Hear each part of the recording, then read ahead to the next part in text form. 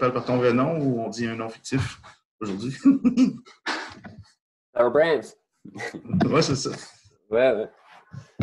Robin Grégory, bonjour, comment allez-vous? OK, je tenais à te présenter aux gens parce que je trouve que tu as un modèle d'affaires qui est complètement sublime et tu m'as beaucoup aidé aussi en tant que personne, en tant qu'entrepreneur et en tant que personne. Donc, tu es vraiment une des belles rencontres que j'ai faites depuis l'ouverture de l'Institut de performance. Donc, voilà, c'est important pour moi de t'avoir un petit peu et de partager un peu de ton toi à tout le monde. Merci. Alors, je sais que tu es timide, là, mais il est réservé. Mais voilà, ils vont être quand même très contents. J'aimerais ça que tu me parles de toi et de ton parcours un peu dans le milieu de la santé. Qu'est-ce qui t'a amené à maintenant? Moi, je suis podologue arrivé un petit peu dans cette discipline par hasard. Mais une fois arrivé là-dedans, j'ai toujours su que c'était vraiment mon truc. C'est quand j'ai pu comprendre qu'on pouvait, à partir des pieds, bouleverser tout un équilibre de corps. Je trouvais ça magique et ça m'a tout de suite passionné. J'ai un parcours un peu classique, on va dire, dans le monde de la posturologie en podo, comme on peut la considérer en France. J'ai fait toutes les formations, j'ai intégré l'appareil visuel dans ma pratique, l'appareil manducateur, l'appareil quoi, les pieds. Dans l'oreille interne, même? Non, l'oreille interne, on n'en parle pas en France. Ouais. Non, ouais, on n'a pas fait j'avais intégré un petit peu les cicatrices, c'était vraiment un truc qui me passionnait. Et puis un jour, je me présente dans ta formation et là, j'ai bouché tous les trous qui me manquaient, les choses qui m'interpellaient un peu comme carence dans l'éducation podologique que j'avais reçue, enfin posturologique que j'avais reçue. Et puis voilà, je complète tout ça avec justement l'appareil vestibulaire et puis une approche des cicatrices absolument fabuleuse. Je pense qu'aujourd'hui, je dois avoir plus de 5000 cicatrices à mon actif. Wow. Donc, je peux me considérer comme un expert en cicatrices. Quand même. Et surtout sur les retours qu'on peut avoir sur un traitement de cicatrices, puisque forcément, les patients, je les revois et donc j'ai une idée de ce que ça donne comme traitement.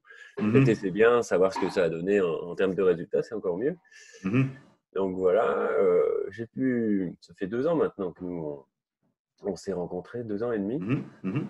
Et du coup, j'ai pu faire une belle rotation dans ma patientèle depuis que j'ai fait le premier niveau de neuroperformance, que je revois les gens que je n'avais pas vus depuis 2 ans, en fait. Parce qu'il y a des gens, les premières semaines que j'ai faites il y a 2 ans en pratiquant neuroperformance, quand ça va bien, les gens ils reviennent pas avant 1 an et demi, 2 ans renouveler leur semaine.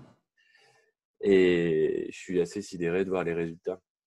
J'ai avant tout mon délai d'attente de consultation qui a augmenté considérablement. J'avais déjà un agenda rempli, donc il n'est pas plus rempli qu'avant, mais par contre, le délai d'attente a augmenté. Du coup, j'ai dû mettre en place un collaborateur qui, depuis, lui, a un agenda rempli aussi. Et nous sommes en train de mettre un autre collaborateur en place qui devrait pouvoir s'associer avec nous dans les mois qui viennent. Ça aurait été prévu pour septembre si on n'avait pas eu ce confinement en France. Donc voilà, la rencontre avec toi, c'est avant tout un bon délire de développement personnel dans ma pratique avec la posturo, parce que j'ai vraiment trouvé des techniques novatrices et combler des lacunes. Renforcer des certitudes et combler des lacunes, j'ai trouvé ça bien cohérent et surtout, en termes de business, c'est quand même intéressant pour se développer. À condition de le pratiquer tel qu'on nous l'a enseigné, parce que j'ai pu avoir autour de moi des gens qui pratiquent un peu les techniques de neuroperf, mais comment dire, à leur sauce, tu sais, je prends un peu comme de des ça. morceaux, là. Ouais, Voilà, je prends un peu de ça, je le fais un peu comme ça et tout. En tout cas, moi, c'est pas mon mode de fonctionnement. Pour évaluer une technique, je pars du principe qu'il faut la pratiquer telle qu'on nous l'a enseignée. Et puis, c'est le seul moyen de la répéter pour la maîtriser, parce que rien ne dit qu'on la maîtrise dès le début. Et puis, en la répétant, on fait du nombre, et puis après, on a les retours. Donc voilà, j'ai pu constater qu'en pratiquant tel que ça l'était enseigné, on a plus de résultats que quand c'est pas pratiqué tel quel. Et puis, J'avertis beaucoup les gens pour ça en formation. Hein. ouais, ouais. Finalement, faut... Oui, mais tu le dis, mais c'est pas toujours intégré parce que je pense que le frein, il est essentiellement. Enfin, je sais qu'en France, les techniques un peu manuelles, elles sont un peu avant-gardistes et dans l'esprit des gens, ils sont pas toujours prêts à recevoir cette technique-là. Et le principal frein, il est avant tout, comment dire, il vient avant tout du praticien. C'est comme lui n'est pas à l'aise avec la technique, il envoie une image de lui ou des ondes ou il dégage quelque chose qui met le patient mal à l'aise. Aujourd'hui, moi, je traite des cicatrices. Le patient ne comprend rien de ce qui se passe. Bon, je lui explique. J'ai une explication, mais toutes les techniques un peu bizarres, marabout, qui se passent, à la fin, il fait wow, qu'est-ce qui s'est passé? Je dis moi, c'est rien, t'inquiète pas, ça, c'est pas important. Ce qui compte, c'est ce que ça fait. Et hop, et ça passe vraiment bien. Donc, voilà. Qu'est-ce que je peux ajouter de plus? Le livre, en passant, pour ceux qui sont sur la plateforme qui écoutent en ce moment, abonnez-vous sur la chaîne Neuroperformance. Sur le site institutneuroperformance.com, on donne un livre gratuit sur le testing du système nerveux. Puis on parle justement du mécanisme, pourquoi qu'on peut faire des stimulations sur la peau. Évidemment, on explique les grandes lignes, parce que sinon, c'est 200 pages de théorie dans la formation. Là. Mais pourquoi, si on stimule la peau, qu'il y a autant d'impact au niveau du cerveau directement, on vous a mis des chartes d'embryologie appliquées, puis de fonctionnement du développement de la peau qui devient le tronc cérébral et le cerveau. Donc, c'est là que ça prend vraiment tout son sens. Puis je crois que toi, en tant que spécialiste, recommander ce livre-là aux gens, qui est gratuit sur notre site, ça ferait déjà, ça l'aiderait la compréhension avec les trucs de testing musculaire. C'est facile de faire des tests, mais on ne peut pas justifier le testing musculaire par le testing musculaire. Il faut être capable d'expliquer un peu la science derrière. Puis moi, c'est ce qui m'a vraiment... j'aimais pas non plus apprendre un truc et reproduire sans comprendre. C'est quelque chose vraiment qui m'embêtait. Comme tu parlais un petit peu le frein, ça en faisait partie moi aussi. J'adhère pas à quelque chose que la personne n'est pas capable de m'expliquer ou qu'elle dit, ben, elle n'a pas fait la démarche au moins pour essayer de comprendre. Je vois ça un petit peu souvent comme une forme de paresse intellectuelle ou je sais pas, j'ai un peu ce souci-là de qualité de... Tu sais, je pense qu'on est capable d'expliquer à la personne qui est devant nous au moins les grandes lignes du mécanisme, ça va déjà sécuriser la personne, ça va lui permettre de mieux comprendre. C'est vraiment une précision que je peux apporter aussi, c'est que pratiquer NeuroPerf, c'est bien, mais effectivement, quand je suis rentré, j'ai passé énormément de temps à travailler les cours. Énormément. Et je voulais m'approprier ce cours, je voulais développer mes compétences, mais je voulais surtout pouvoir bien l'expliquer à mes patients. Je voulais qu'ils comprennent que ce que je faisais, c'est que ça sortait pas d'un chapeau, vraiment. Et j'ai pu être à l'aise dans les techniques seulement une fois que j'étais à l'aise dans l'explication de la technique et que je pouvais être crédible au niveau de mes patients. Et ça m'a demandé bien sûr beaucoup de travail. Et c'est ce que j'avais apprécié dans ton approche, c'est qu'effectivement, quand on est en cours avec toi, bon, bah, tu fais pas mal de théorie quand même, mais ça va vite, beaucoup de pratique. Et après, tu dis, bon, bah, les gars, vous avez un beau livre de cours, bossez derrière parce qu'il y a du contenu et c'est là-dessus qu'il faut se baser. Ouais, Quoi. c'est ça. Et encore une fois, pour être toujours en contact avec des gens qui ont fait les formations et qui sont pas toujours... qui n'ont pas toujours passé autant de temps sur le livre, eh ben, ils vont moins loin dans la pratique de NeuroPerf. Et donc, ils ont même s'ils ont des résultats, hein, il n'y a pas de doute là-dessus, c'est toujours mieux que ce qu'ils faisaient avant, mais ils n'ont pas la quintessence de la pratique. On est en train justement, on travaille avec une agence en ce moment qui nous aide au niveau de la pédagogie et de l'image de marque. On commence à reformuler notre offre de service pour faciliter les gens. On en a déjà parlé ensemble. Il faudrait qu'exemple, un podologue sache dans quelle direction aller pour faire les formations. On est en train d'automatiser ce système-là parce que le problème, tu l'as compris dans ton entreprise, c'est l'automatisation de certaines étapes va vraiment rendre la machine plus performante. Et là, c'est ce qu'il faut faire aussi pour nous aussi parce qu'on passe beaucoup trop de temps à tout expliquer et gérer ça. Il faut que la personne puisse le faire par elle-même, nous donner une idée, puis ensuite, on va remplir le restant de l'information manquante. Donc, les gens, on va commencer à disséquer les cours en plus petits modules. Par exemple, le niveau 1, bien, il va y avoir plusieurs étapes. Les gens vont pouvoir prendre sur la formation en ligne, exemple, ce module-là, qui va être plus complet, plus dense, mieux fait. Ensuite, quand ils seront prêts, ils vont passer à l'autre étape. Et on va travailler comme ça. Ça va être des segments qui vont mener à une grande certification finale. Je crois que ça va être plus facile pour les gens puis en plus, ils vont pouvoir le gérer dans leur espace-temps aussi. Parce que des fois, c'est intéressant.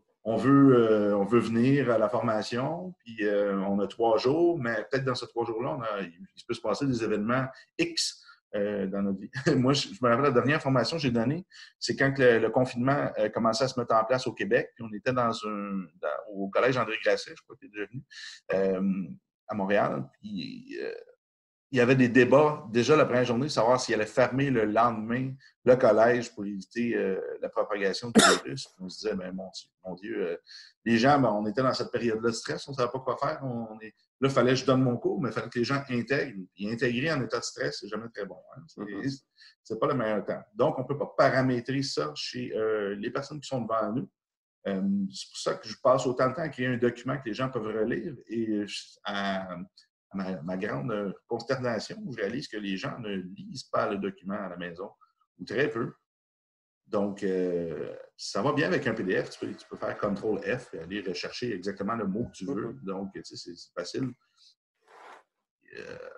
On ne peut pas choisir nos étudiants, comment ils sont. On peut juste essayer de rendre ça le plus compréhensible pour chacun, le plus facile pour chacun. Puis c'est vraiment ça que ça va faire partie du système d'automatisation comme ça.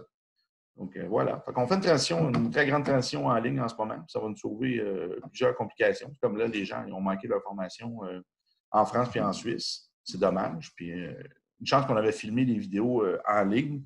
On a mis des cours en ligne, en bêta, on peut dire, filmés en classe. Les gens ont accès à ça en attendant de faire le vrai cours en classe. Donc, peut-être qu'ils vont avoir plus révisé le cours comme ça aussi. S'ils vont l'avoir vu déjà à la maison, puis ensuite, ils vont le faire en classe, ça va être encore mieux. Ça fait partie du nouveau modèle. Donc, toi, tu as fait Podo et Posturo? Oui. OK. Donc, 2 écoles privées. Comment ça fonctionne? En France, c'est des formations officiellement non reconnues. Parce que la posturologie en France, c'est quelque chose de pas reconnu par les systèmes étatiques. Ouais. Parce que forcément, rien n'est lié dans le corps humain, c'est connu. Donc, la posturose, c'est forcément une science de mecs bizarres. Et donc, j'ai fait plusieurs écoles de formation. Alors, c'est des formations de plusieurs week-ends de quelques jours. Ouais. De une ou plusieurs années, enfin, peu importe. Et un peu comme toi, j'aime bien, je suis convaincu que dans la vie, il n'y a pas toujours une vérité. Donc, quand j'ai fait une formation, j'ai été voir ailleurs ce qui se disait en posturo. Donc, j'ai fait plusieurs courants de pensée comme ça. Et j'ai vu aussi qu'en posturo, même s'il y a un tronc commun assez global et intéressant, il y a quand même des affinités un peu, il y a des pratiques différentes en fonction des gens qui te l'enseignent. Et puis, l'avantage, c'est qu'il y a du bon chez chacun et du moins bon chez chacun aussi. Et donc, je peux piocher des techniques qui viennent de chez l'un ou chez l'autre comme ça. Et à mon sens, un bon praticien aujourd'hui, c'est un praticien qui a un maximum de techniques qui peut sortir en fonction du patient, du moment. Voilà. Et là où j'ai trouvé le plus de techniques, c'est quand même avec toi. Même si, effectivement, il y a quand même un temps de digestion, de mise en pratique qui est assez impressionnant. Mais bon, donc j'ai voulu faire ça vraiment bien, mais les résultats sont quand même vachement intéressants. Et puis, on a la chance d'avoir donc on a fait cette formation avec un collègue, la tienne, et on a la chance d'avoir un cabinet qui recrute beaucoup de patientes chaque semaine. Donc, on a beaucoup de recul. C'est vraiment un truc que je tiens à dire parce que je pense même avoir pratiqué en technique neuroperformance, j'imagine, plus de patients que toi aujourd'hui, presque. Enfin, je ne sais pas exactement. Ouais, ça va vite, c'est ça. C'est pas du tout… C'est juste pour valider le fait que j'ai pratiqué et surtout eu énormément de retours. Et donc, j'imagine qu'au bout d'un moment, on affine ses compétences, son sens d'analyse et tout ça. Et c'est avec le temps de plus en plus passionnant. Oui. C'est différent. En fait, moi, je passe 2 heures avec mon client. Ouais, tu vas passer environ 15-20 minutes. Donc, on ne va pas chercher les mêmes couches du persona. Exemple, si tu me dis je fais le fascia superficiel postérieur à tous mes clients, probablement qu'au bout de ta vie, tu en as fait plus que moi définitivement parce que ça, tu vas te concentrer sur le pied, puis c'est normal dans ton travail. Moi, les gens viennent me voir pour des pathologies, des fois médicales, viennent me voir pour je sais, mais c'est en ça que moi, c'est ça, c'est différent. Ça va dans le sens de ce que tu disais, c'est-à-dire que j'ai pioché dans NeuroPerf les techniques qui me servaient à moi en tant que podologue sans sortir du cadre de mon activité. C'est-à-dire que je ne tenais pas justement à sortir de mon champ de compétences et faire des choses qui n'étaient pas autorisées. Et je n'avais pas envie d'avoir des problèmes. Non, c'est ça, ça peut faire des problèmes là, pour vous. Donc, tout ce qui touche à la posturo, voilà, je l'ai pris et je le pratique. On est quand même content d'avoir quelques techniques qui nous sortent un peu les épines du pied. Une cicatrice, notamment, pour moi, ça fait partie du système postural. Dès l'instant où elle interfère et qu'elle te parasite tout, tu peux faire tout ce que tu veux autour, c'est mort. Tu vas faire que tourner autour. Ouais, les courants de pressure sont en place, puis c'est ça, c'est super intéressant. Donc, ces mécanismes-là qui ne sont pas assez utilisés. Je vais dire quelque chose de spécial, là, c'est entre toi et moi et des milliards d'éditeurs. François Roux, notre super podo, qui commence à donner des trucs, des cours chez nous sur la neurostabilisation posturale, a fait le test sur 2 verrues à date. Il l'a dépolarisé comme une cicatrice, ça a fonctionné. La verrue est disparue en quelques jours. Ouais, je te dis ça là. Peut-être qu'il va vouloir essayer des expériences, mais lui, il dit c'est hallucinant. C'est hallucinant. Lui avec les émotions aussi? Ouais. Lui, il est comme toi, c'est le Suisse. Est exceptionnel aussi. C'est vraiment vous êtes les deux, je crois, qui avez mieux acquis le matériel sur la planète Terre, c'est vous deux. Vraiment, définitivement. Donc, ouais. Ben, c'est parce que vous êtes imbibé dedans, vous pratiquez. C'est exactement. Puis c'est un podo à la base aussi. Vraiment très, très bon, lui, au niveau de la biomec du pied.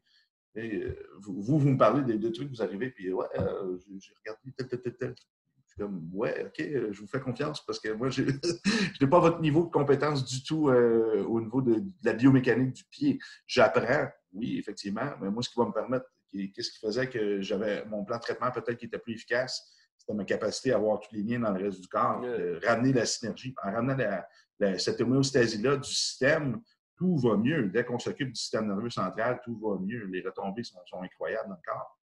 Donc, moi, je vois quelqu'un qui a une symptomologie X, mais je peux penser aussi à des parasites dans son système, pas des parasites posturaux, mais des parasites au niveau d'un organe ou d'autres choses. Il y a plein de causes. Exemple, je vous enseigne que le bruxisme, ça peut être le mésencéphale qui est en surcharge, avec les serrements de dents, l'anxiété, mais ça peut être aussi un parasite dans le système digestif qui fait ça.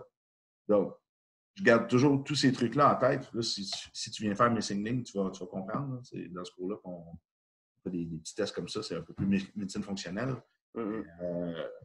Le corps humain est tellement complexe, puis c'est là qu'il faut vraiment absolument être apte à mettre son ego de côté, à moins que vous croyiez que vous avez absolument tout appris dans le corps humain, que vous pratiquez avec tout. Parce que le cerveau, c'est pas compliqué. Ce qu'on ne sert plus, on l'oublie.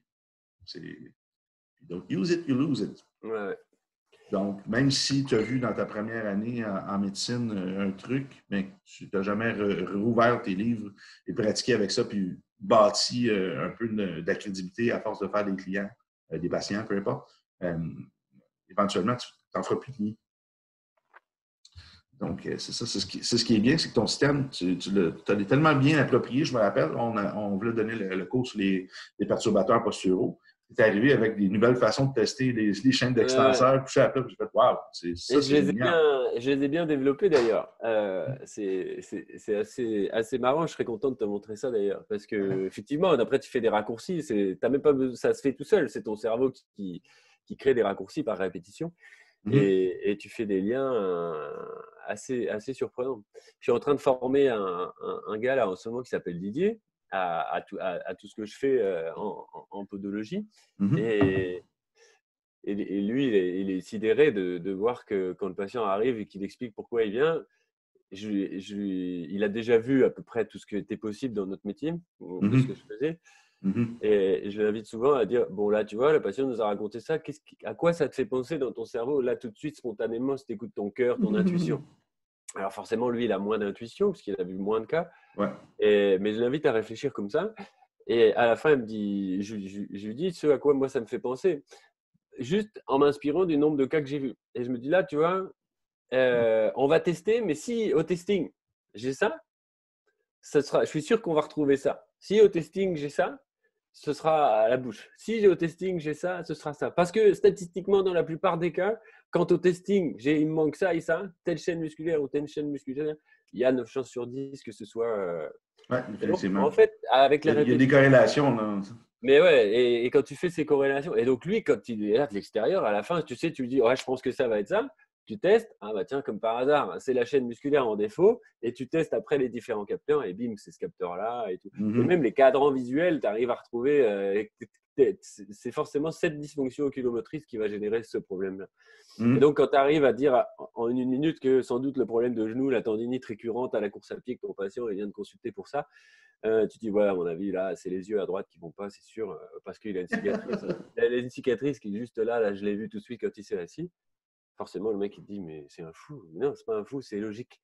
C'est juste logique. Tu as une cicatrice ici qui a pu parasiter le système, pu perturber une fonction oculomotrice. Et donc, si tu sais que les yeux, ça fonctionne comme ça et que ça déclenche des réflexes comme ça, tu peux te retrouver avec telle dysfonction au niveau du genou. Et c'est simple et logique. Ça serait super intéressant qu'un coup que la plateforme en ligne va être en place, qu'on tourne un petit cours comme ça sur tes corrélations que tu as fait dans le corps. Comment que les gens pourraient sauver du temps, ça serait intéressant. Si je te lance la perche, là, si jamais ça te Oui, dit. mais encore une fois, c'est intéressant parce que ça peut montrer qu'il y a des liens et du coup, inviter les gens à penser différemment et à se dire, ah ouais, il y a des liens. Mais le meilleur moyen de comprendre ces liens, c'est de les appréhender, c'est de se les approprier. Et le meilleur moyen de se les approprier, c'est de pratiquer. Oui, c'est ça. Ça serait un cours pour nos Ce serait un experts. cours, ouais, voilà, ce serait un cours de. Mais le cours, il y en a pas besoin. Si tu pratiques, ça va se faire tout seul. Mais les gens, j'ai pas la prétention d'avoir créé quelque chose. C'est mon cerveau qui a fait des liens, au même Non, mais titre c'est que pas grave. d'autres feront d'autres liens. Des corrélations, c'est créer quelque chose au final. Ouais, Parce que ouais. les gens, en ce moment, ils manquent de corrélation. Le problème est là. C'est pas pour rien que la neurothérapie est aussi efficace, parce qu'on a pris des techniques de corps de travail séparés, on a pris des études de corps de travail séparés, puis on les a mis Ouais, c'est ensemble, on vrai. a fait des corrélations, puis ça a formé des nouvelles techniques. Ça a donné des connaissances tierces. Puis je pense que c'est ça que tu as apporté. Ce que tu m'as amené il y a 2 ans, un an et demi environ, je regardais ça, je fais waouh, moi je peux faire le lien, mais l'autre, il ne fera jamais le lien là. Ouais. Là, toi, ça a dû évoluer encore et encore, ce système de corrélation-là. Ça, il faut absolument mettre ça sur papier. Parce que c'est d'ailleurs comme ça qu'on a pu dire tel organe est relié à telle émotion, à tel méridien, à tel groupe musculaire. C'est des corrélations qui ont été faites.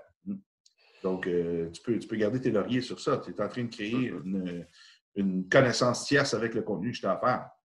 Ça, c'est tout à ton honneur, mon ami. Merci. Il y a un truc que je voudrais préciser aussi, c'est que, en fait, en posant bien toute la théorie de ton cours, j'ai développé vraiment surtout des compétences en système nerveux central. Et mine de rien, il est quand même à la base de tout et c'est peut-être celui qu'on travaille le moins dans notre enseignement classique. Donc, effectivement, tu ne peux pas faire de lien si tu ne sais pas trop comment fonctionne le système sympathique, parasympathique. Tu sais, nous, dans notre discipline en France, dès que tu arrives un peu là-dedans, tu dis waouh, la neuro, c'est compliqué quand même. Hein. Surtout si tu rentres dans le sympathique, le parasympathique, il y a tellement de facteurs, tellement de paramètres qui entrent en jeu que si tu appréhendes tout de manière globale, ton cerveau ne suit plus. En fait, c'est simple. Il faut juste comprendre fuite ou combat. C'est vraiment un truc que tu. Quand tu as compris, En fuite ou thérapie, combat. honnêtement, c'est le plus simple. Là. On peut se fier. C'est sûr qu'on pourrait décortiquer c'est ta voie spinothalamique Ouais, de mais ça tel n'a pas de côté sens. avec le relais. On peut passer énormément de temps là-dessus, mais honnêtement, on n'est pas neurochirurgien. Ce qu'on fait, c'est une simulation. On sait que, exemple, si tu travailles l'œil et le pied, ben, le cerveau va le faire le travail. Même si tu ne sais pas comment l'écrire sur un papier, tout Oui, c'est ça. Ouais. Le exact. cerveau, lui, il faut lui faire confiance dans ses capacités d'auto-guérison. Il est branché pour ça. Donc, même Depuis la si nuit tu. des temps, il se débrouille tout seul. Oui, c'est ça.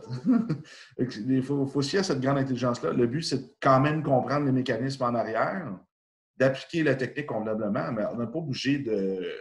Il y en a qui paralysent par l'analyse, sont complètement. Ils veulent savoir exactement, en grattant la peau, quel type de récepteur va faire quel chemin vers le cervelet, ensuite voir des projections vers quelle partie du cerveau, puis quel retour, puis pourquoi la réaction, puis calme-toi, là, OK? Ça ne te donnera rien. Même si tu serais neurochirurgien, ça ne te donnerait rien. Ouais. L'intérêt n'est pas là. C'est un peu la même chose quand tu veux poser un diagnostic. Moi, je le vois avec les jeunes que je peux t'amener à former. Par exemple, tu as un patient qui arrive, il a mal au genou. Et on va passer 20 minutes à essayer de trouver ce qu'il a au genou. Est-ce que c'est une tendinopathie de la patte doigt, un truc, une gauchite ou une droitite ou une musculite ou une ligamentite? Il dit, arrête, on s'en fout. On s'en fout, il a mal au genou, il ne peut plus courir. C'est ça qui l'empêche, c'est ça qui l'amène vers toi. Ouais. Donc, la question, c'est pourquoi il a mal au genou? Passe du temps là-dessus, c'est comme ça, tu auras comment le traiter. Et je trouve que justement, à vouloir raisonner trop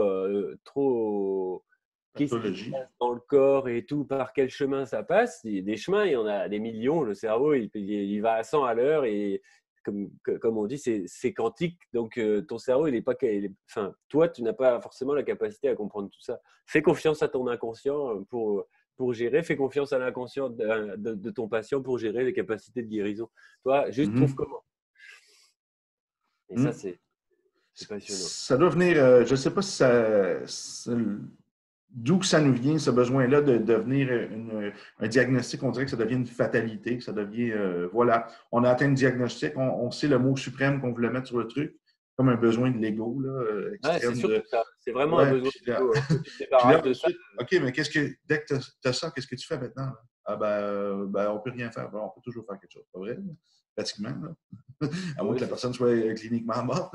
Mais ça, est-ce que c'est à cause des assurances? Les assurances veulent savoir c'est quoi le diagnostic de la personne avant d'établir si oui ou non on va avoir un remboursement, un retour au travail.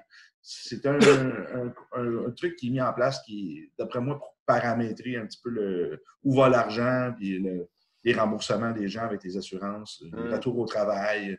C'est peut-être juste une connerie comme ça aussi. Là. Je sais pas, mais en France, je pense que c'est surtout une histoire d'ego parce que quand tu es enseignant et que tu dois évaluer un élève, tu vas l'évaluer sur sa capacité d'analyse à poser un diagnostic. Puisque de toute façon, à l'école, tu ne peux pas traiter le patient, tu ne le reverras pas. Les gens, ils ne reviennent pas régulièrement. Donc, tu vas les traiter sur le diagnostic. Et toi, en tant qu'élève, tu vas évaluer ton enseignant en fonction de sa capacité à t'enseigner à apprendre un diagnostic. Et puis, quand tu apprends un cours, je ne sais pas, par exemple, le syndrome de Parkinson, la maladie de Parkinson, voilà, tu vas avoir tout ton cours, les causes, qu'est-ce qui se passe, la physiopathologie et tout ça. Et surtout, à la fin, comment on pose le diagnostic. Et après, seulement les traitements. Et les traitements, finalement, ce n'est pas le plus important. L'important, pour satisfaire son ego de praticien, c'est d'avoir posé un diagnostic. Et j'imagine qu'un médecin qui a diagnostiqué un cancer est très content parce qu'il a l'impression qu'il a fait quelque chose de bien pour son patient. Il dit, ça y est, j'ai trouvé l'examen qu'il fallait faire pour diagnostiquer son cancer. Mais encore, va-t-il mieux? Ah non, c'est ça. C'est non, je l'ai envoyé chez le cancéro. Mais ouais, mais c'est important, c'est essentiel, hein, le diagnostic. Mais il manque tout le reste. Tu peux, par exemple, si on regarde le cancer, moi qui ne connais rien en cancer, après tout ce que j'ai fait avec toi, ça m'a donné envie de bosser plein d'autres trucs et tout ça. J'ai beaucoup travaillé la nutrition depuis. Et même en tant que podologue, la première chose que tu peux faire avec un patient qui a un cancer, qui est en chimiothérapie, déjà, tu peux essayer de le soulager en posture sur plein de choses. Ce sera toujours ça de moins à gérer. S'il marche mieux, le mécanisme de la pompe du mollet fait son travail, la lymphe circule. Ouais, tu apportes forcément un peu quelque chose. Mais tu peux aussi lui donner des conseils de respiration. Tu peux lui donner des conseils d'alimentation. Tu peux, si par exemple, il n'a pas compris que, je ne sais pas, bouffer du sucre toute la journée, c'était essentiel, parce que forcément, son médecin ne va pas forcément passer du temps à lui parler de nutrition. Et tu dis, tu sais, il n'y a pas de développement de tumeur quand il n'y a pas de sucre. Et des fois, le mec, il fait, ah ouais? C'est juste un conseil à la con, mais qui peut peut-être tout changer. Si le mec il arrête de bouffer du sucre, c'est prouvé. Moi, je pense que quand on donne un article à quelqu'un, c'est justifié scientifiquement. On n'est pas en train de jouer en dehors de notre champ de compétences. On dit il y a des articles qui disent qu'en ce moment. Moi, je fais souvent ça, moi. J'ai invité les gens à penser peut-être à dire allez, renseignez-vous là-dessus. Lisez ça. Réfléchissez à ça. De toute façon, je pense qu'on peut, en fait, si tu veux, que le meilleur moyen de faire les bons choix, parce qu'on est tous quand même acteurs de notre vie, on est surtout acteurs de notre santé. C'est ça que j'ai aimé aussi dans l'approche neuroperformance, c'est que tu donnes des exercices aux gens et tu invites les gens à être acteurs de leur santé. Il faut qu'ils arrêtent de penser que la solution, elle vient toujours de l'extérieur. Ce n'est pas le thérapeute qui te soigne, c'est toi qui te soigne. Et donc, quand tu donnes un conseil de santé à quelqu'un, tu tu l'invites à être acteur. Tu lis ce livre, ça veut dire va chercher l'information, fais le chemin dans ta tête pour essayer de t'améliorer. Et ensuite, tu prendras tes décisions. Mais le meilleur moyen de prendre les bonnes décisions, c'est de les faire en conscience, en connaissance de cause. Et souvent, quand on n'a pas la connaissance, eh bien, on ne sait pas. Donc, si tu ne sais pas ce qui se passe, par exemple le coronavirus, si tu ne sais pas ce que c'est qu'un corps en santé, tu as peur de ce virus. Si tu sais ce que c'est, si tu sais ce qu'il faut faire pour mettre ce corps en santé, tu n'as pas de raison d'avoir peur, parce que c'est juste un virus. Les virus, on en croise tous les jours. Tu as moins de chances dans ce cas d'en souffrir gravement. Là. Ben voilà. Donc, mais tu vois, les infos aujourd'hui, on les met dans un système de peur. À aucun moment, on les invite à améliorer leur système de santé. Si on leur disait, par exemple, blindez-vous de fruits et légumes pour vous blinder de micronutriments, améliorer votre fonction intestinale, et du coup, indirectement, votre immunité, elle va s'en ressentir.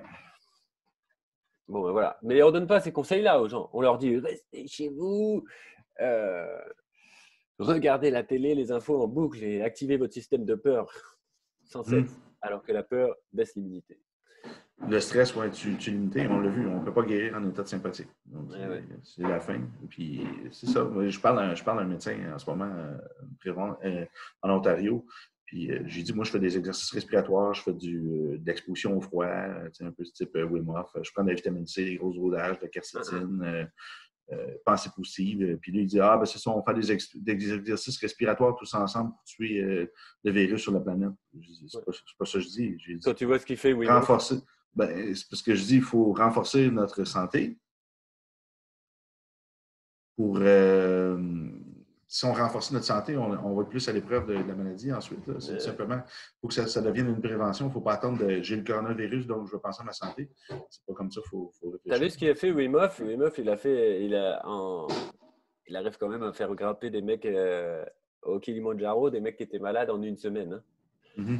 En une semaine, avec juste la respiration, il fait passer des gens malades qui peuvent quasiment plus marcher pour grimper le Kilimandjaro. Bon, accessoirement, c'est pas mal. Mais il a surtout injecté des bactéries Escherichia coli chez des patients en surveillance médicale. Une bactérie qui est censée être particulièrement toxique pour l'homme, avec beaucoup d'effets. Et les gens n'ont pas de symptômes. Le système immunitaire, juste avec la respiration, bouffe complètement la bactérie. C'est juste mettre son corps en santé. C'est fabuleux ce qu'il fait Wim Hof. Mais forcément, un mec qui est un médecin qui va te dire mais non. Mais pourquoi? Parce que sa limite intellectuelle, c'est de se dire non, mais on n'arrivera jamais à convaincre les gens à tous faire de la respiration tous les jours. Ouais, c'est vrai. Mais le peu que tu auras convaincu, ce sera déjà toujours ça de fait. Ouais, c'est ça. Et c'est ce qu'on disait là, inviter les gens à être acteurs de leur santé. Moi, je donne beaucoup de conseils de respiration à des patients. Et là, ils me disent quoi, 2 minutes par jour? 5 minutes par jour, un quart d'heure par jour. Non, mais j'ai pas le temps. Fou. Non, c'est pas que tu n'as pas le temps, c'est que tu prends pas le temps. Tes choix de vie, ils sont orientés vers d'autres choses. Maintenant, tu viens me voir parce que tu souffres. Tu as envie d'aller mieux, tu n'as pas envie d'aller mieux. Qu'est-ce que tu es prêt à mettre en place dans ta vie pour être en santé, c'est tout. Les gens, ils ont le temps pour être malades, par exemple. Ça, s'ils sont malades après, puis ça devient un métier à temps plein, il n'y a pas de problème. Ils ont du temps pour aller consulter, ils ont beaucoup de temps à passer à travailler pour payer leurs consultations et tout ça, alors que des fois, juste faire un quart d'heure de respiration par jour, tu peux améliorer ta santé significativement. Aller chez l'ostéo, chez le kiné. Aller chez l'ostéo, chez le kiné, chez tout ça. Ça prend du temps. Ça prend vraiment du temps. Là. C'est fou. Ah là là! Donc, je pourrais te demander si ça a amélioré ta pratique en tant que podo, nos techniques. Ça va bien? Un petit peu quand même. Excellent. Non, vraiment. Il y a eu un avant et un après et ça a vraiment bouleversé vraiment ma pratique. J'avais fait une petite vidéo sur ta page Facebook de reconnaissance. C'était, je ne sais plus, peut-être 1 mois et demi, 2 mois après.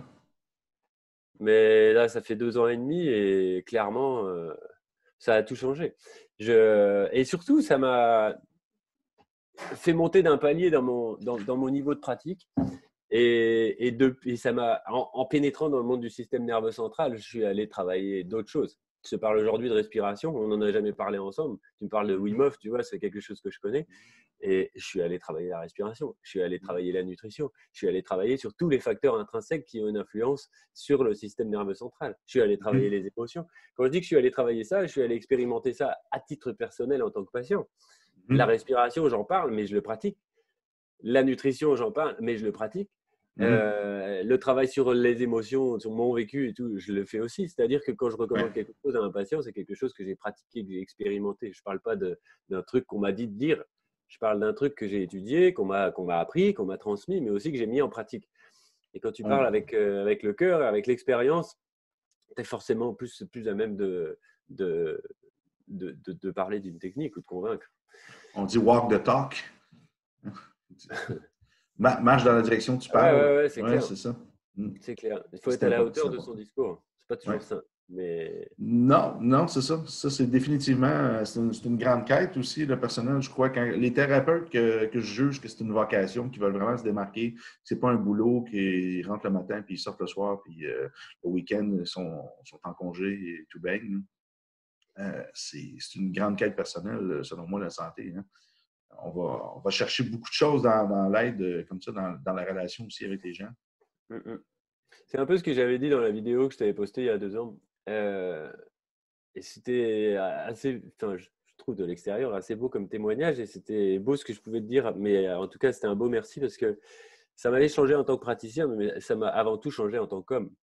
C'est-à-dire que à partir du moment où j'ai compris le système nerveux central et tout ce qu'on pouvait faire là-dedans simplement, ce qui est compliqué, c'est de comprendre comment il est.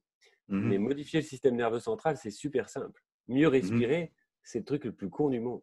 C'est super simple. C'est ce qui va donner plus de résultats sur toutes les autres sphères de ta vie. Mais ouais, et du coup, tu vois, si tu penses, c'est tout simple aux 4 piliers de la santé. Tu penses à la façon dont tu t'oxygènes, la façon dont tu dors, la façon dont tu t'alimentes. Tout ça, c'est des gestes simples dans le quotidien que tu fais tous les jours, mais qui peuvent influer énormément sur ta santé. Et du coup, voilà, et c'est en comprenant à quel point c'était simple, en tant que praticien, j'ai pu être un homme plus simple aussi dans ma vie. C'est-à-dire que j'ai commencé à m'améliorer. Pour être un meilleur praticien, j'ai commencé à pratiquer ce que je disais. Et en pratiquant ce que je disais, en mangeant mieux, en respirant mieux, en dormant mieux, je suis devenu un être meilleur. Et en étant un être meilleur, tu deviens encore un meilleur praticien. Enfin, c'est une spirale sans fin. Et c'est pas moi qui fais ça, c'est mon inconscient. Je amène juste les petits outils à mon cerveau pour qu'il fasse tout. Donc voilà, et ça c'est NeuroPerf, c'est la grosse claque que j'ai pris dans la gueule il y a 2 ans et demi qui m'a dit putain, c'est un truc monstrueux là, le système nerveux central, donnons-lui le bon carburant et il fera tout le reste. C'est pas trop dur avec tes collègues de travail qui travaillent un petit peu différemment? Il y a eu une période un peu compliquée où en gros j'ai décollé complètement dans ma pratique et surtout je commençais à plus tenir le même discours. Je pense qu'eux, ils ont flippé.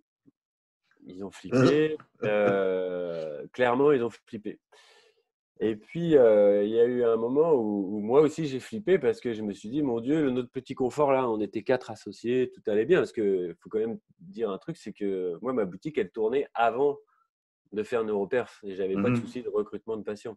Donc, j'ai jamais fait ça pour un développement d'activité. Je fais ça pour un développement personnel et devenir un meilleur praticien, c'est tout. Mais j'ai eu peur parce que je me suis dit à ce moment-là, ça va plus être possible d'exercer dans ce cabinet parce qu'on est en train de partir dans des directions complètement opposées et on n'arrivera pas à… Parce qu'un cabinet, il a une entité, enfin, il avait une entité de groupe, une image de groupe et j'étais clairement en train de sortir de ça.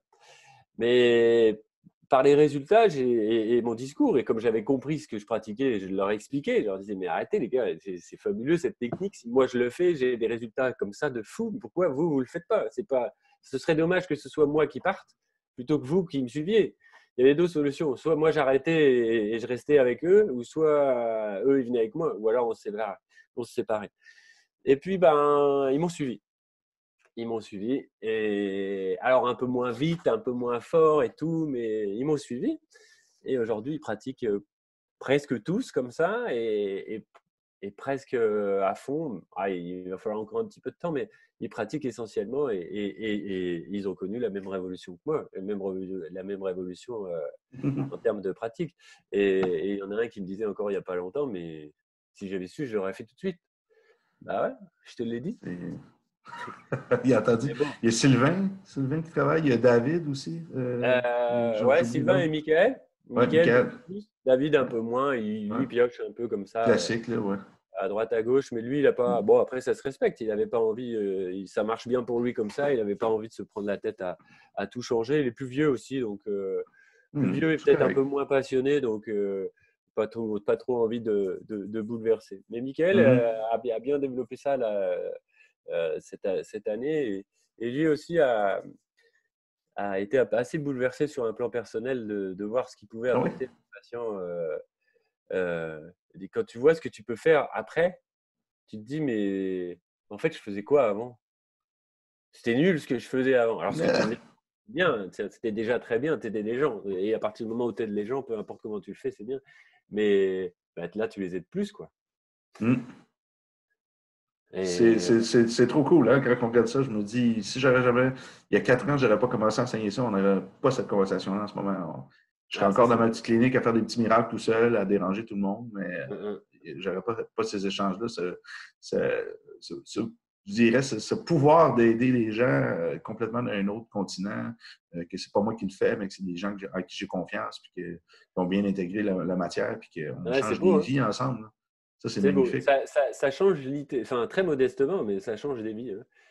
Ouais. Mais au même titre qu'on peut changer la vie de quelqu'un en lui donnant un Ah, ben, conseil. il Pas y assis en à a qui c'est côté de lui un. dans le bus, hein. Ouais. Il y en a qui c'est un peu moins modestement, je dirais, là. J'ai eu plusieurs cas médicaux, des trucs graves cardiaques, puis en normalisant, je vous dis, bon, je suis médecin, mais en aidant au mieux qu'on pouvait le système nerveux, la rythme cardiaque a complètement changé. Mhm. Plein de choses des gens, là, c'était dangereux, là. Des dangers de mort médicamentés.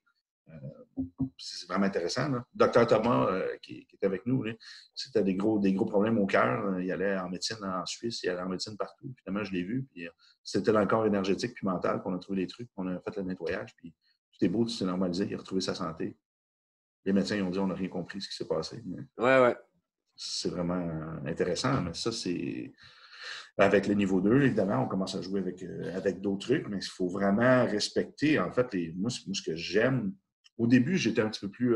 Je voulais confronter un petit peu les différents métiers pour leur montrer regarde, là, je peux faire mieux, écoute-moi. Mais maintenant, je sens plus que j'ai ce besoin-là parce que, évidemment, en tant que personne aussi, j'ai grandi. Je veux vraiment faire comprendre que ton métier est extraordinaire. Regarde, on pourrait rajouter ça dedans, puis ça va Ouais, aider c'est ton surtout métier ça, à ouais. aller plus rapidement. C'est vraiment là que maintenant, Travailler en synergie, ouais. dans mon discours, que je vais aller chercher, parce que chaque personne a des trucs à m'apprendre. Exemple, Letty est en train d'écrire un document sur l'analyse de la biomécanique du pied, Laetitia Guéry, qui est à Paris. Finalement, je reçois le document, vos documents de Podo. Mon Dieu Seigneur, c'est compliqué, je n'ai jamais vu ça. C'est vraiment à haut niveau pour moi. Mais ça va être intéressant parce qu'après, qu'est-ce qu'on fait? C'est qu'on va pouvoir l'offrir à d'autres personnes ici qu'on n'a pas ce niveau-là d'éducation au niveau du tout du pied au Québec. Là. Vous êtes vraiment meilleurs que nous. Donc, je sais que ce segment-là, du coup, ne pourra pas se vendre en France, du moins au Podo, parce que vous connaissez déjà cette matière-là. Mais pour nous, ça va être super enrichissant. Par contre, on peut vous amener les autres concepts de neurologie posturale. Mhm. On a, en ce moment, tu parles du système nerveux central. On travaille avec une nouvelle technologie. Je t'en ai glissé un mot. On est vraiment dans les phases de développement. Moi, ma fonction là-dedans, je suis un conseiller. J'ai fait plein de tests au niveau des champs électromagnétiques, des tests de système nerveux, des tests comme ça. Puis on s'est rendu compte qu'il y a la conception directement du truc. Ça vient directement normaliser le système nerveux central. Donc là, on a compris que la posture, les changements posturaux qui étaient 2 fois meilleurs que la semaine de reprogrammation posturale, exemple de Verico, que j'utilisais avant, les résultats au moins 2 fois meilleurs. Là, on comprend que, dans le fond, le système nerveux central, il va recevoir toutes les entrées sensorielles, évidemment, entre autres, mais tout le reste aussi. Donc, si on normalise lui, la posture devient la conséquence d'un système nerveux qui fonctionne bien. Donc, on n'est pas vraiment en train de travailler la peau du pied, comme exemple la semelle de reprogrammation posturale, avec une fréquence de 90 Hz qui stimule la partie de la zone antigravitaire du pied. Puis là, finalement, c'est le fascia postérieur superficiel, un peu qu'on peut dire, qui se réorganise qui se libère. Là, on va bien au-delà de ça. C'est hallucinant. Donc, ce truc-là, vous, je crois que ça va être la prochaine étape de votre cabinet. Parce que là, vous avez déjà beaucoup adhéré à notre produit qu'on a développé, le Fascia Tool, en fait, pour le gua sha, en fait. de nouveau. Ils sont aux douanes, toi? Oui, ils sont aux douanes, là, ils sont confinés. Tristement, ouais. Si jamais tu en veux un pour toi, il faudrait juste limer un petit peu le côté épais. Ça graphine moins la peau. Mais pour, Ouais. pour le client, en fait, pour la peau du pied, tu veux le côté abrasif des deux côtés, c'est parfait. Mais déjà là, c'est une belle intégration, votre pratique. Mais si on fait l'intégration de la nouvelle technologie dans vos semelles, ça. Faut maintenant, la formation qu'on est en train de créer, c'est une formation expliquer les mécanismes de la physique quantique sur le corps humain. On est rendu là. On fait un rappel des notions de la posturo, mais on est obligé d'intégrer la physique quantique maintenant pour exprimer, en fait, comment que le système nerveux interagit avec la Terre, tout comme plein d'animaux, d'organismes. On a plein de rythmes, on vit en fonction de l'énergie de la Terre. Et en stimulant, entre autres, ces mécanismes-là naturels du corps, c'est-à-dire le grounding, notre réaction par rapport au champ électromagnétique, parce qu'on est rendu complètement brouillé là, avec les informations qui viennent de partout, le Wi-Fi, les téléphones sans fil, tout a une interaction en fait avec notre propre champ électromagnétique qui va se traduire ensuite dans le système nerveux, qui va ensuite affecter le système nerveux central aussi. Donc, si on n'a pas une thérapie qui permet pour la maintenance en fait des effets thérapeutiques dans le corps, qu'on ne gère pas les interactions du système nerveux de la personne, on va toujours tomber en symptomologie. On ne sera jamais capable de ramener la personne dans son état le plus parfait possible, le plus homéostatique possible. À cause que, exemple, même si on fait la meilleure technique de thérapie manuelle, de chakra, de méridien, etc., puis qu'on retourne envoyer la personne travailler dans un bureau qui constamment est bombardé la personne va se désynchroniser de son environnement. Ouais, c'est normal.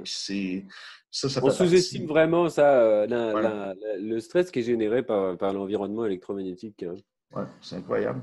Alexandra, en ce moment, est en train d'écrire un cours là-dessus parce qu'elle est ingénieure de formation.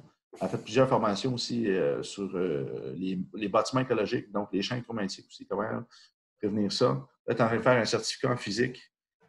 Donc, on va vraiment amener ça, moi, avec les tests pour la santé, essayer d'amener ça d'un jargon le plus scientifique possible, que les gens comprennent. OK, mais là, je pense qu'on comprend la théorie, on comprend les mécanismes au niveau de la santé et qu'est-ce qu'on peut faire maintenant. Parce que c'est bien beau parler de théorie, mais il faut avoir des outils ensuite pour changer ça chez les gens. Pas juste vendre de la peur, parce que c'est pas une solution. Hein? Oui, c'est clair.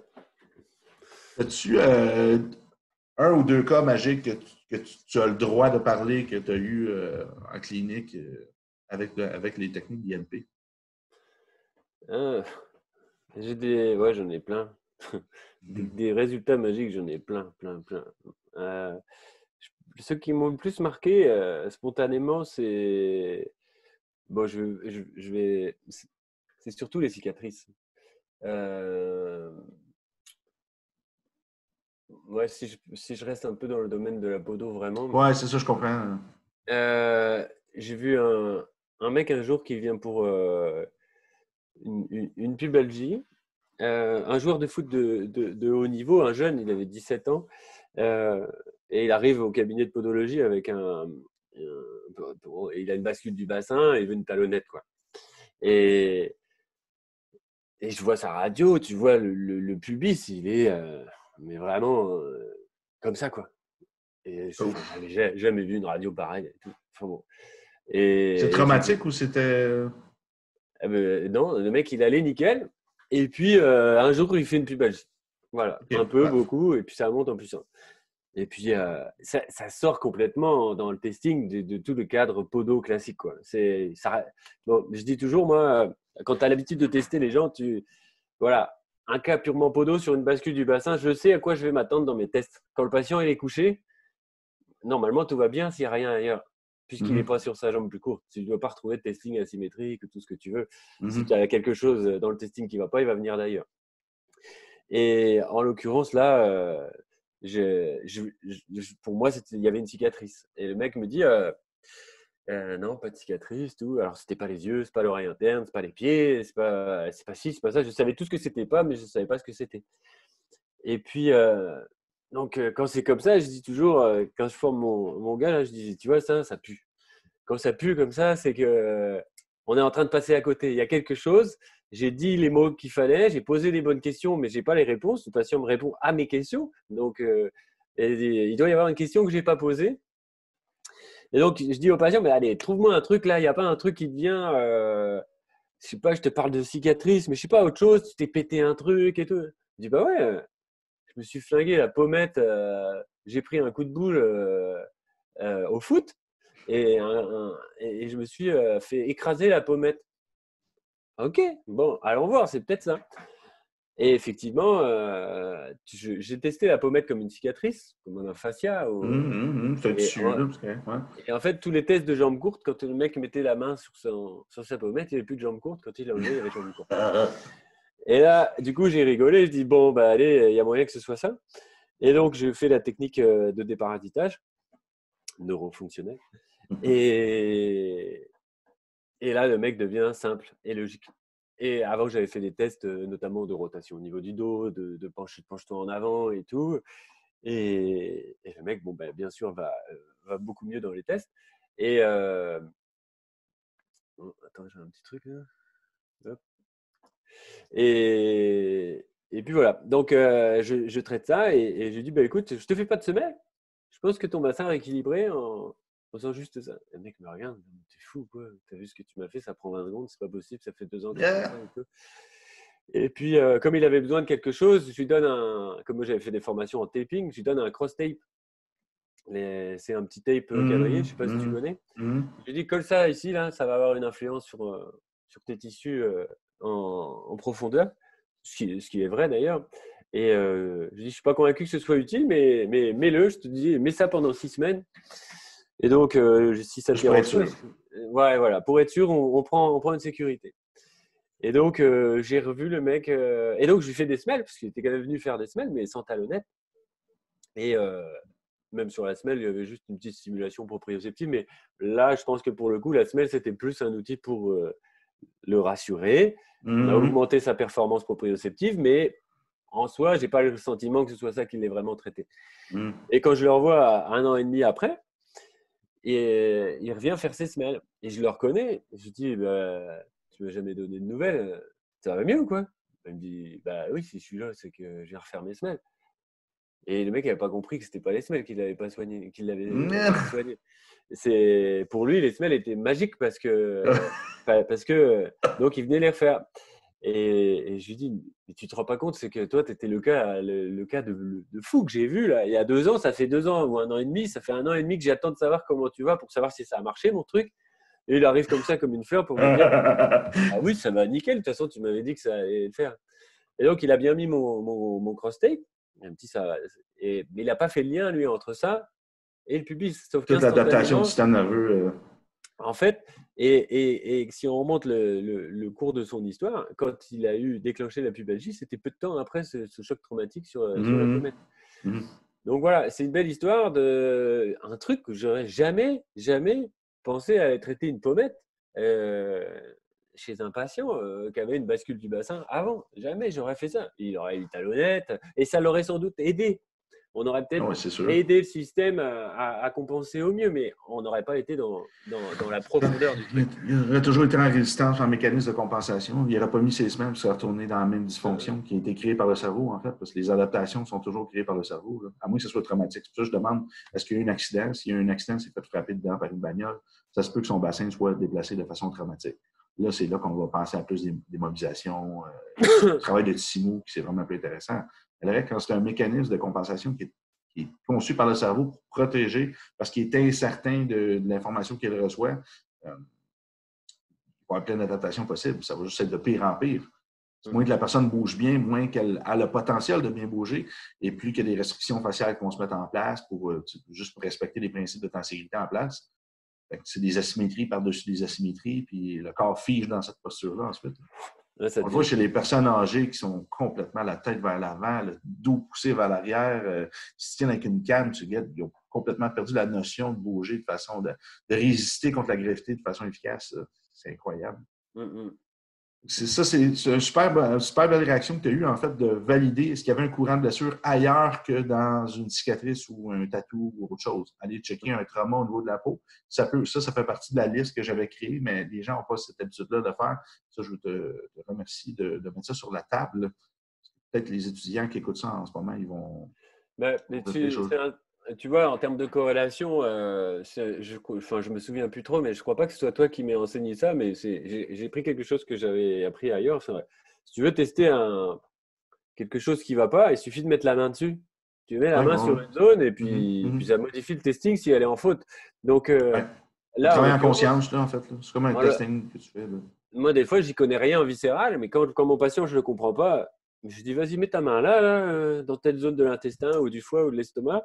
Et puis, je fais mes tests. Et puis, quand ça change, je dis, OK, il doit y avoir une influence viscérale là. À mon avis, je Mhm, vais t'envoyer mhm, voir un mec qui va travailler du viscéral. Parce que, mhm. à mon avis, c'est plutôt dans ce coin-là qu'il faut tester. Et en l'occurrence, là, moi, je ne savais même pas, je ne suis pas qualifié pour travailler la pommette, la joue, je ne sais pas quoi. Et j'ai pas cherché à comprendre quelle structure était abîmée. C'était ce coin-là qui était abîmé. J'ai fait un déparasitage et on a vu si c'était mieux. C'était mieux. Après, j'ai laissé faire l'inconscient. C'est Mhm. l'illustration parfaite on s'en fout de qu'est-ce qui se passe. Ce qui m'intéresse, c'est comment je peux l'aider. Et pourquoi son pubis était décalé de 2 cm alors que c'était la pommette et tout. Franchement, j'en sais rien. J'ai pas compris ça. C'est pas grave. C'est pas important. La solution peut être dans des chaînes de fascia qui s'en vont là, Ouais, ouais. Ben, c'est fascia bien. antérieure profonde. Mais Ouais, c'est ça. ça C'est pas, m'intéresse pas. C'est ouais. pas. Moi, ce C'est qui pas me une manque, c'est. finalité. C'est ça. Ben Parce que de ouais. toute manière, c'est toujours un ensemble de plein de trucs. Ben ouais. C'est ce que je trouve un peu limitatif du diagnostic. Bon, tu as une épicondylite. OK. Mais pourquoi j'ai pas seulement j'ai pas seulement de l'inflammation au niveau de l'épicondyle, là. Il y a un paquet de muscles désactivés, de fascia d'adaptation. J'ai autre chose qui ne fonctionne pas. Ouais, ouais. T'sais. Si tu fais juste traiter le segment qui est impliqué dans la patho, euh, tu manques tous les schémas d'adaptation qui viennent d'ailleurs. Là. Moi, je me rappelle, j'étais avec Osman Agodu à Paris. On a un athlète, Kenny, un de nos étudiants, qui est couché sur la table, puis il a un problème avec son genou. Là, ben, Osman, ça, on va voir le genou qui est figé. Là, il bouge un petit peu. Non, pas super bon. Il bouge le genou. Là, il voit qu'il n'y a pas un super bon mouvement. Puis il s'en va de l'autre côté. De l'autre côté, il est hyperlaxe. Ah. Là, il fait juste travailler un petit peu le genou hyperlaxe. Là, il devient plus tendu. Il y a une mécanisme de tension qui se rétablit. Sans voir le genou figé, le genou est devenu normal. Tu vois, s'il y a une synergie entre les deux côtés du corps, aussi à respecter, c'est un principe de tenségrité. Si peut-être que ton genou est figé parce que le corps est prêt de stabiliser de l'autre côté. C'est prêt de stabiliser de l'autre côté, ne permettra pas, là, lui, de faire son travail. Là. Donc, le corps, il se protège toujours comme ça. Il faut toujours aller communiquer avec le cerveau avant toute chose, lever ces barrières-là pour s'assurer que, dans le fond, on ne travaille pas juste un mécanisme de protection du cerveau. Parce que si on vient, exemple, guérir le genou qui est figé, finalement, le genou n'est plus en état de compaction, peu importe, de limitation de mouvement. Puis que la personne s'en va s'entraîner comme si de rien n'était ensuite parce qu'elle sent qu'elle a moins de douleur. Ben, elle peut se blesser ailleurs ou se reblesser là de façon encore pire. Parce que le corps a bloqué cette partie-là pour une raison. C'est parce qu'il ne se sentait pas en sécurité en utilisant cette fonction-là. Souvent, ça vient du membre opposé qui n'est pas assez stabilisé. C'est exactement en ça que je reviens à ce qu'on disait tout à l'heure.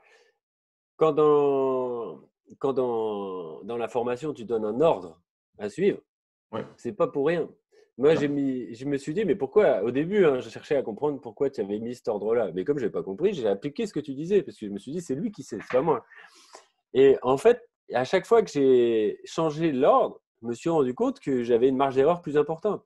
Et c'est ce qui fait la différence avec certains de mes collègues, c'est que parfois, eux, ils commencent par la fin et donc ils n'ont pas des résultats durables. Ils font bouger les choses, oui, mais est-ce que c'est sur la cause ou pas? Quand tu parles des Non, c'est ça. capteurs primaires, il faut d'abord traiter les capteurs primaires, ça semble une évidence. Si tu peux traiter un fascia qui va être adaptatif. Si c'est les yeux qui sont en dysfonction, ton fascia il va revenir systématiquement. Ouais. Et donc, même si là, dans l'instant, dans le testing, tu vas lever ton fascia, tu vas faire un miracle, ça y est, ça bouge, tu as vu, ça tourne et tout, super, le patient il est content, il a moins mal. Ouais. Puis 2 mois après, il revient et il revoit la même chose. Donc, là, pour les étudiants, c'est important, respecter l'ordre, respecter la hiérarchie. Il y a un ordre, c'est pas pour rien. Et après, tu finis par le local, il n'y a pas de souci. Ouais. J'ai compris en enseignant le mois dernier, mon dernier niveau 1, pourquoi le test bioélectrique prioritaire est le plus prioritaire avant tout. Parce qu'on teste la polarité de la peau d'un côté. La peau, en embryologie appliquée, devient le système nerveux, devient le cerveau. Avant même l'œil, l'oreille, tu prends des informations qui les envoient vers le cerveau, tu testes le cerveau directement. Ça, c'est la folie aussi. C'est pour ça que c'est important de faire ça en premier. Ensuite, on va aller voir les capteurs. Puis ensuite, on va aller voir les autres perturbateurs au niveau de la peau, là, qui vont plus aller vers le fascia que lui, possiblement. Bon, ben, hey, merci beaucoup pour cette super entrevue. On pourra en parler longtemps, je crois. Tellement de trucs qu'on peut parler de ça. Je sais que tu as une femme et un bébé en arrière aussi à t'occuper. Ouais. Comme moi. Pour ceux qui ne sont pas abonnés sur la page, abonnez-vous. Allez sur le site institutneuroperformance.com. On donne en ce moment, justement, on parle du testing du système nerveux. On donne un livre qui vous permet de faire des petits tests à la maison, amusant, et un peu plus comprendre les mécanismes qu'on parle avec ça. Il y a de la science derrière ça, c'est amusant. On a nos formations en même temps, si jamais ça vous intéresse, de podo aussi, posturo, formation, aussi des formations en ligne offertes. On enseigne bien sûr en France aussi, Suisse, Canada, plein de pays. Plusieurs trucs en anglais aussi en cours. Et un énorme merci. On se revoit en formation. C'est quelle formation que tu veux faire déjà? On devait faire Myonic là, au mois d'avril. Oui, oh là là là. Oh là là. Oh là là. Ça va être amusant, ça. Okay, si je peux donner juste encore 2 minutes, une petite histoire. Oui, il n'y a pas de problème. Myonic, parce que j'étais allé te voir au Québec ça fait longtemps déjà, 1 an et demi. Et tu me parlais de Myonic, c'était le début où tu l'enseignais. Et donc, je n'avais pas fait cette formation, mais tu vas me montrer 2-3 techniques comme ça à la volée en 3-4 minutes sur les fascias, muscles et tout. Et puis, comme j'avais en 5 minutes, tu m'avais donné l'essence du truc. Donc, quand je suis rentré au cabinet, j'ai essayé. Et un jour, un mec vient pour refaire ses semelles et tout ça. Et je le vois, il était comme ça avec son bras. Je dis, ça n'a pas l'air d'aller, votre bras. Il dit, non, j'ai une épicondylite, là, ça fait 1 an et demi. Et bon, il me raconte son truc et tout. C'était la folie, son bras, il ne pouvait plus bouger et tout. Et du coup, je dis, tiens, je vais tester Myonic. Le mec, j'ai fait 2 minutes de traitement. Et à la fin, son bras, il pouvait tout bouger sans rien, sans aucune douleur et tout. Et moi, j'ai halluciné parce que je n'avais jamais fait ça. J'avais fait 1 fois ou 2, mais là, c'était vraiment un cas lourd. Et je sors, j'ai dit à mes collègues, je dis, voilà, franchement, j'ai fait un truc que Nico il m'a appris la semaine dernière. Et du coup, c'est pareil, le patient s'en va. Bon, je fais ses semelles parce qu'il venait pas du tout comme ça. Et je l'ai revu il y a là un peu avant le confinement. Et du coup, je dis, au fait, vous, je me souviens, je vous avais fait un truc bizarre là, pour le coude. Là, on avait déliré avec ça, c'était pas du tout positif, mais ça a été mieux. Et elle me dit, franchement, nickel. Je n'ai plus jamais eu mal au coude. C'est incroyable. Et le mec, il avait un parcours de soins qui avait 1 an, il avait tout fait. Il était, c'était fou, il était en arrêt de travail. Mon Dieu, il était dans les mains des experts pour le placer en invalidité. Ah, wow. Il ne pouvait plus exercer, c'est un mec qui bossait dans le bâtiment et tout. En 20 secondes, je l'ai traité. En faisant un truc tout con que tu m'as appris en 3 minutes. Le mec, ce qui a changé sa vie, c'est juste que le fait que je sois allé la semaine d'avant chez toi et que tu m'expliques sur un coin de table en 3 minutes une technique que j'ai pratiquée pour la première fois avec lui en disant vas-y, on essaye ça, on verra bien ce que ça donne. Mais le mec, ça va mieux. Bon. Wow. Et j'ai pas fait la formation. Donc, j'allais faire cette formation-là au mois d'avril, Myonic. Ça va être top 3 jours. Hein? C'est mieux que 3 minutes. C'est super cool. Mais tu vois, c'est pas pour rien que j'ai dérangé un peu les gens quand je suis arrivé avec mes techniques au Québec. Il y a plusieurs. C'est sûr, les gens vont nous confronter. Il va toujours y avoir des trucs par rapport à ça. Mais le but, c'est intéressez-vous là, avant de juger, de lancer des roches. Là. On a des résultats. Là. On a définitivement des très bons résultats. C'est très intéressant. Indéniable. Bon, un gros merci pour l'entrevue. Super cool. On va partager ça un petit peu partout. C'est toujours un plaisir. Ouais. Abonne-toi à l'infolettre. Ouais, on va recevoir ton vidéo quand je vais le sortir. Et comme je t'ai dit, tu peux compter sur moi. T'aider à te développer et témoigner, c'est le minimum que je puisse faire pour tout ce que tu m'as apporté. Super gentil, mais merci à toi. Tu m'enverras une belle photo de toi pour que je fasse un petit montage de photos là, pour la vidéo. Ça roule. OK, bye. Bisous, Nick.